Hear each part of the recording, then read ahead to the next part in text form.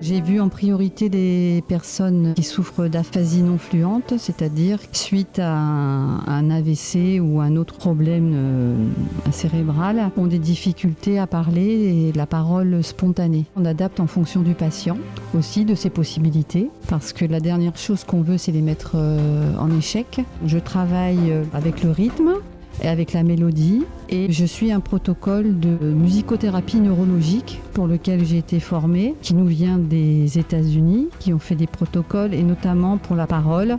C'est-à-dire qu'on passe par le chant pour solliciter d'autres zones cérébrales que les zones qui ont été abîmées par l'accident vasculaire cérébral et permettre à ces personnes de s'exprimer spontanément, ce qui est très difficile pour elles, puisque c'est la commande volontaire qui est atteinte dans leur cas. Donc vous jouez, il faut regarder Fanny, Christophe, d'accord? Pas moi.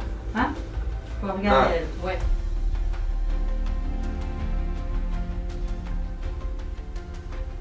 Nous évaluons les patients du service et d'autres patients qui viennent de l'extérieur. Il y a plein d'exercices qui permettent de mettre en confiance et d'évaluer le patient pour savoir quel équipement il va avoir besoin. Donc c'est des petits tests de pédale, où il faut tourner le volant, c'est des petits tests comme ça.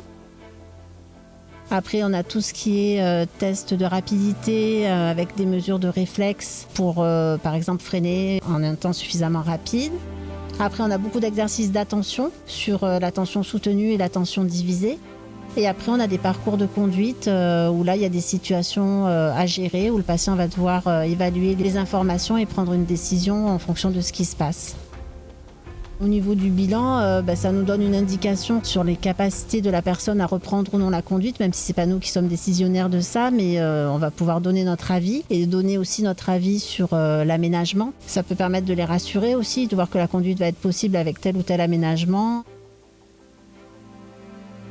Le service va s'organiser sur une prise en charge donc rééducative sur le plateau technique avec une équipe pluridisciplinaire, donc kinésithérapeute, ergothérapeute, éducation physique adaptée, qui va permettre notamment pour les personnes amputées une première partie de reprise en charge et de verticalisation qui va aller jusqu'à l'appareillage. On a un projet donc évolutif vers un véritable laboratoire d'analyse du mouvement qu'on devrait avoir à partir d'octobre prochain, qui s'appelle le GRAIL, qui est donc à la fois un laboratoire d'analyse du mouvement, mais également un outil en rééducation en réalité virtuelle.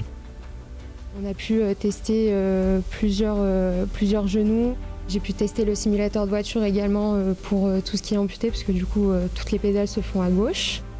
On a vraiment un suivi exceptionnel, puis le cadre fait beaucoup sur le moral. Et avoir la possibilité de pouvoir marcher avec des soins comme ça en France, c'est exceptionnel. Donc je pense qu'on est assez content d'avoir cette chance-là, d'être encore ici et de pouvoir partager ça avec vous. Toute personne peut réussir à se relever, marcher, et c'est en étant accompagné comme ceci qu'on peut avancer.